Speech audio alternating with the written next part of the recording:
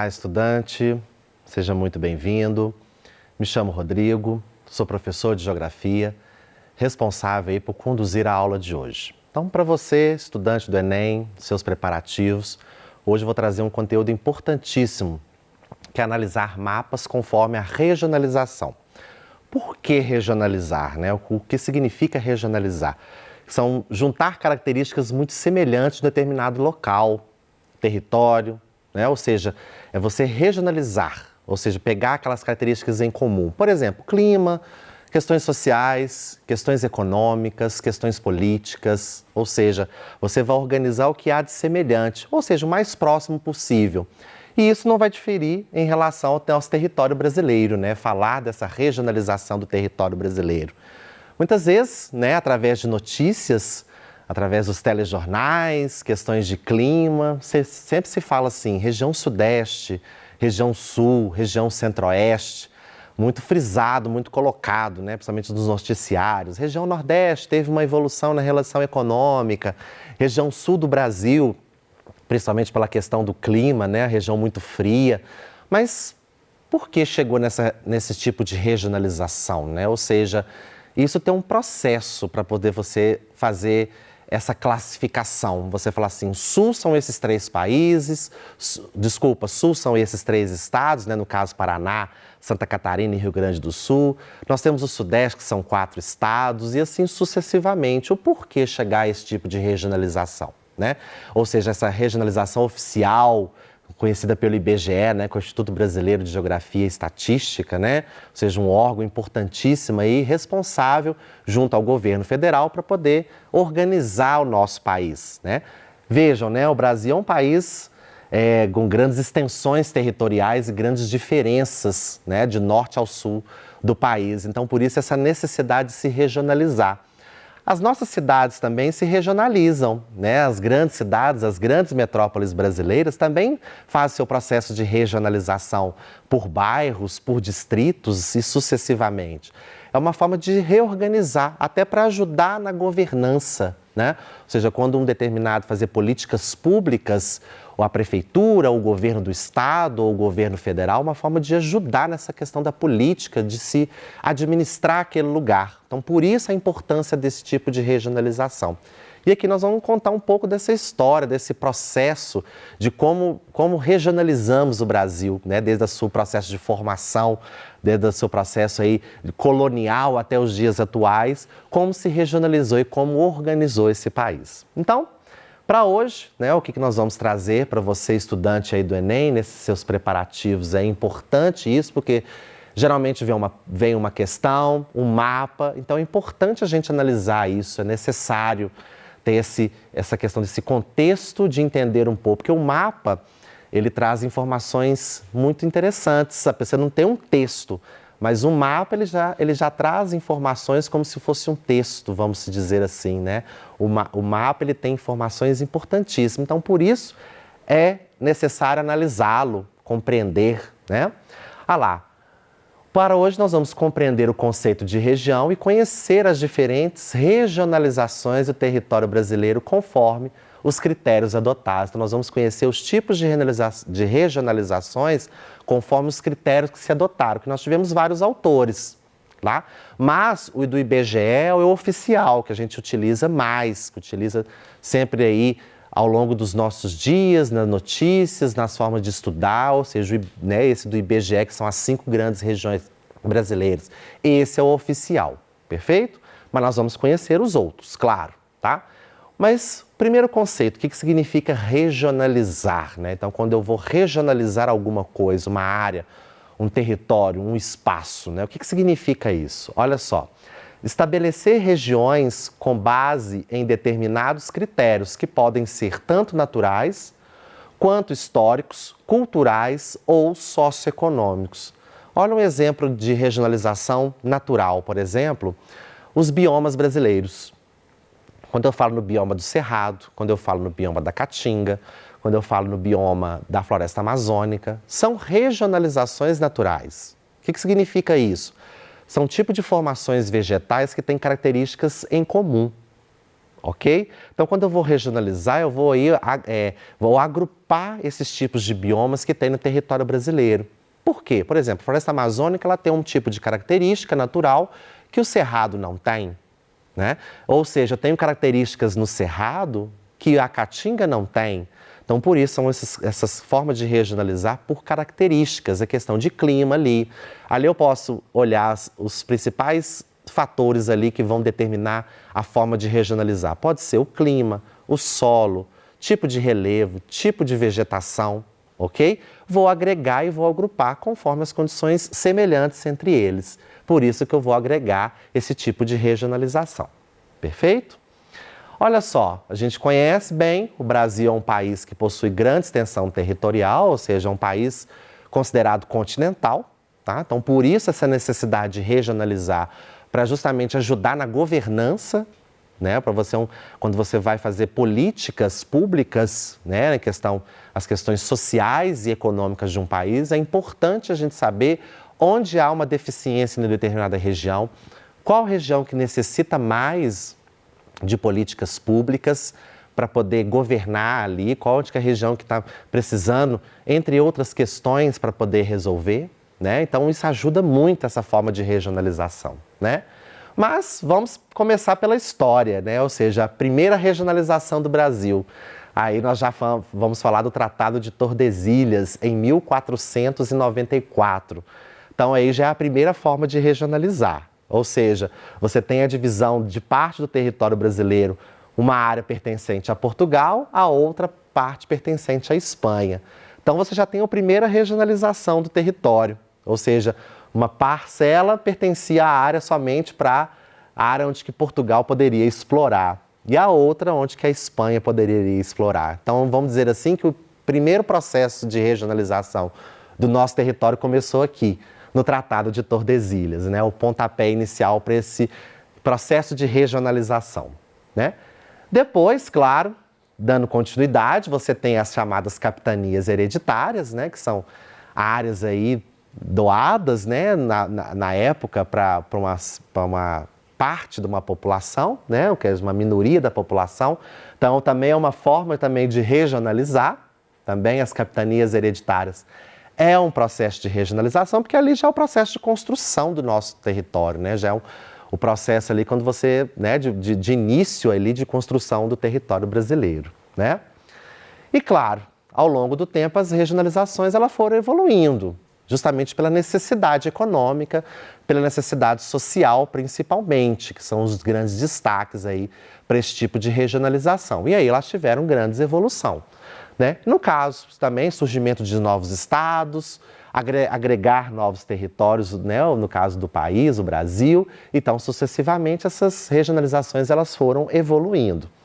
Aqui nós temos, em 1913, uma proposta aí, utilizando-se dos aspectos físicos, no caso, clima, vegetação e relevo. Então, foi a primeira proposta de regionalização que nós tivemos, em 1913. Então, você tem aí o território brasileiro dividido em setentrional, norte-oriental, oriental, meridional e central, utilizando ali critérios, no caso, físicos, ou seja, semelhanças entre o clima, vegetação e relevo. Então, ali é um conjunto desses três elementos ali que vai formar essa primeira proposta de regionalização. Reparem que ainda o Brasil em processo de formação, alguns estados ainda não existiam, no caso aqui não tinha o estado de Tocantins, você não tinha o estado de Mato Grosso do Sul, né? Roraima, Amapá ainda não tinham essa formação desses territórios que vieram depois, né?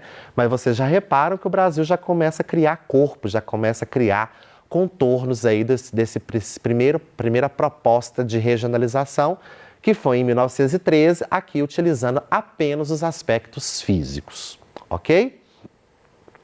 No caso aqui, a outra regionalização que foi de 40, né, de 1940, aqui já pega os aspectos físicos e socioeconômicos. Vocês viram que no anterior apenas se utiliza-se de aspectos físicos.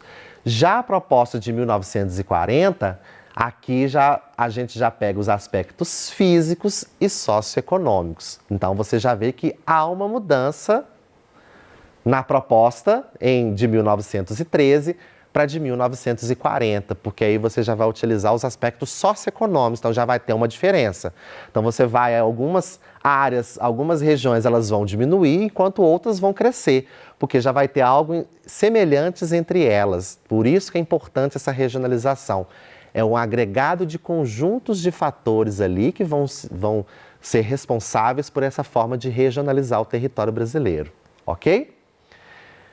Já de 45, né, aqui foram criados, foram criados territórios como Rio Branco, que é o atual estado de Roraima, e Iguaçu, que é a porção oeste de Santa Catarina e Paraná, né? Então você já tem aqui a formação já de algum desses estados, tá? Já é a divisão proposta aí de 1945, claro, dando continuidade a esses aspectos físicos e socioeconômicos também, porém, já a criação de alguns estados aí, de alguns territórios que foram agregados ao país, tá?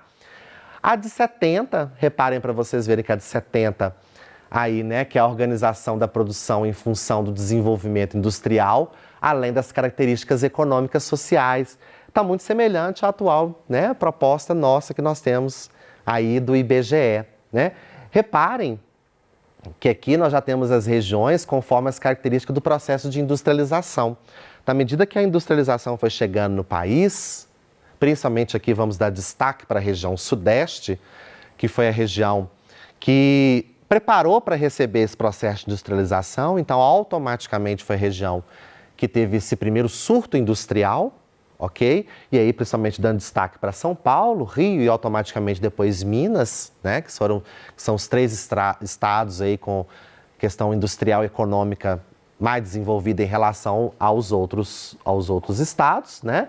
Então, aqui você já tem uma proposta muito semelhante, porque aqui ainda está surgindo alguns estados, você ainda não tem Tocantins ainda, Mato Grosso do Sul, né? O território de Rondônia, território do Amapá e território de Roraima ali, então você já tem esse processo de regionalização utilizando-se o critério industrial. Então é importante isso. Aqui, no anterior, já utilizamos os critérios econômicas e sociais. Aqui já utiliza o desenvolvimento industrial. Então, à medida que a indústria vai crescendo, a indústria vai se expandindo, você também já vai se organizando o território e formando, né, e fazendo essas propostas regionais para ajudar aí na questão da governança do país, né?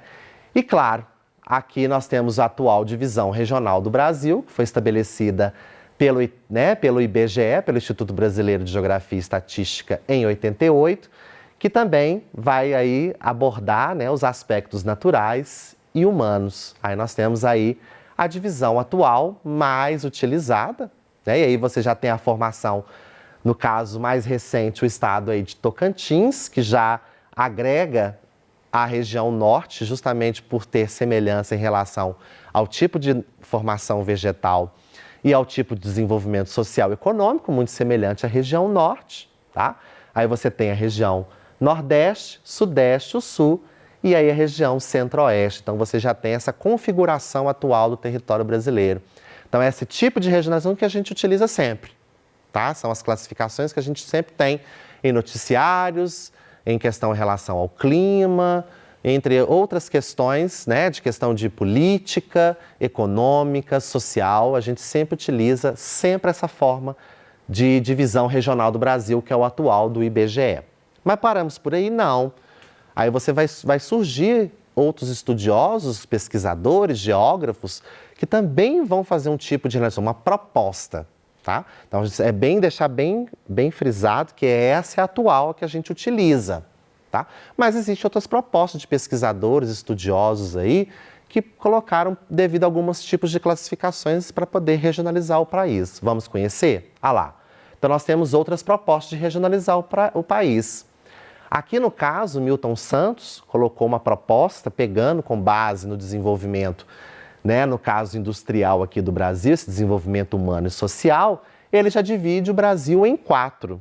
Reparem para vocês verem que ele agrega a região sul e centro, né, no caso da região sul e sudeste, ele já agrega as duas regiões, justamente por características industriais, econômicas e sociais semelhantes, né? No caso aqui, ele utiliza-se esses 4 Brasis conforme as questões sociais e econômicas aqui, tecnológicas, perfeito? Então, por isso que ele agrega as 2 regiões, por ser as 2 regiões mais concentradas, né, em relação à indústria e, claro, e população. Então, isso é uma proposta, perfeito?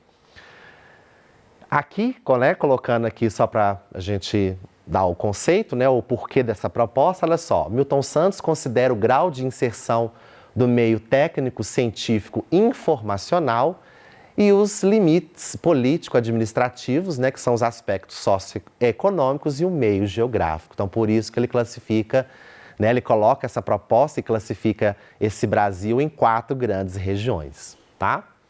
A outra também, nós temos um outro critério, que são as regiões geoeconômicas ou chamados complexos regionais.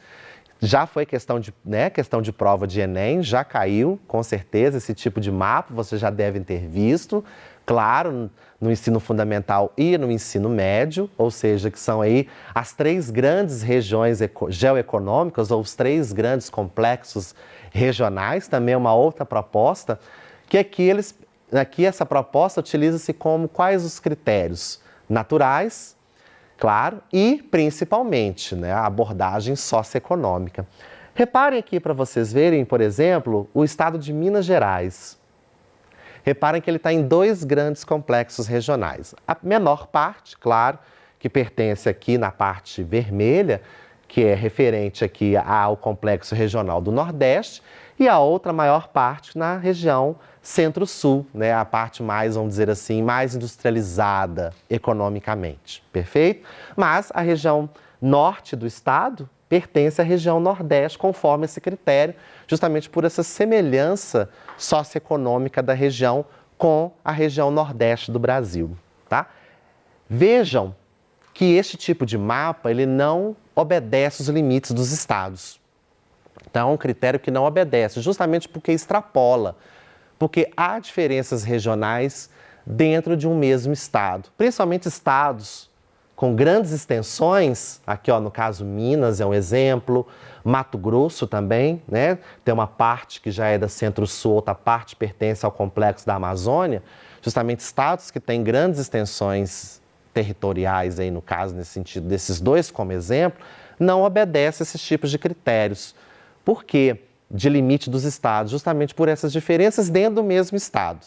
Então, Minas, ao mesmo tempo que ele está na Centro-Sul, pela questão do seu desenvolvimento econômico, tecnológico e industrial, ele também está uma parte no Nordeste, justamente por essa característica do clima da região, desenvolvimento industrial baixo, né? Concentração populacional menor.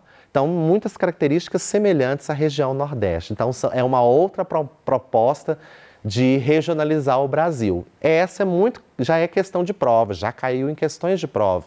Muito comum para vocês aí que estão preparativos para o Enem, tá? Bom, com isso a gente vai aqui finalizando o conteúdo, fechando mais uma vez, trazendo algumas informações importantes aqui em relação a esse tipo de regionalização, né? Então, aqui frisa que é essa importância de regionalizar, né? Justamente para a gente conhecer essas diversidades que nós temos no território brasileiro, né? Ah lá, ao longo de toda a história do Brasil, as desigualdades regionais têm sido um traço marcante do seu espaço geográfico, justamente por essa extensão territorial do Brasil e essas desigualdades socioeconômicas, tecnológicas também é muito grande, né? Essas disparidades no território é enorme, então por isso, né, que ao longo da nossa história, da nossa formação, tá? A regionalização do IBGE é a oficial, é bom deixar isso bem frisado, as outras foram propostas, mas do IBGE é a oficial. E percebe-se que ao longo da história vários critérios foram utilizados para definir os agrupamentos regionais, né? E aí, claro, de acordo com o governo, né, que ele pode utilizar esses critérios melhores para poder fazer o seu processo de governança aí do país, ok? Então, a gente encerra, fechamos por aqui e até a próxima aula.